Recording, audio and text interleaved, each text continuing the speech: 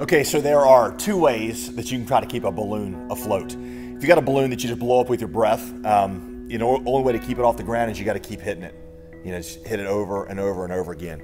I feel like that first way is kind of a metaphor for how many of the people in the church I pastor relate to me, and how sometimes I try to motivate them to obey. It's like they're not doing well spiritually, and my role, what they pay me for each week, is to come in and smack them so that they will do what I need them to do. It's be generous, give money, share Christ, be sexually faithful, and that's what they pay me to do. I come in and I smack them every week.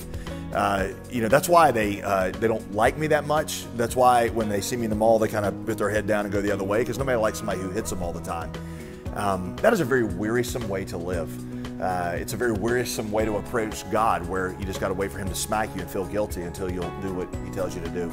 There's another way to keep a balloon afloat, and that is you fill it with helium. You change the internal constitution, and then it floats on its own with no external compulsion required. One of the goals in this series is to show that it's the gospel that creates that inner transformation so that people soar spiritually without having to be constantly goaded and compelled and made to feel guilty about whatever it is you're talking about. What I hope that you as a student leader sees in this series is that the resources for the Christian life are all found in the gospel.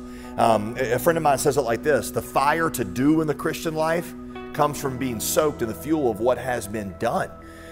So I hope that in everything that you teach, everything that you lead them in, you will always show them that the resources, the strength to do these things comes from being thoroughly soaked in the news of what God has done for them. That's where it all grows. That's where the heart changes. I hope that that you will make the goal of every session that you teach in the Bible not a list of things that they need to go and do for God, but making them stand in awe of the good news of what God has done for them. Another one of my preaching heroes, D. Martin Lloyd-Jones, another British pastor in London in the 1950s, used to say this, and I'll paraphrase what he said. He said, "But the goal of a lecture is that you leave with information, pages full of notes. The goal of a motivational speech is that you leave with action steps, clear things to do." There you got a divide right there between a lot of churches. Should it be more on the doctrine and information side, or should it be more on the relevant side? Lloyd-Jones says the answer, the goal of a sermon is neither. It's neither information nor action steps. The goal of a sermon is worship. And that when people leave worshiping, when the internal constitution of their heart is changed, then they'll change their behavior on their own with no external compulsion required.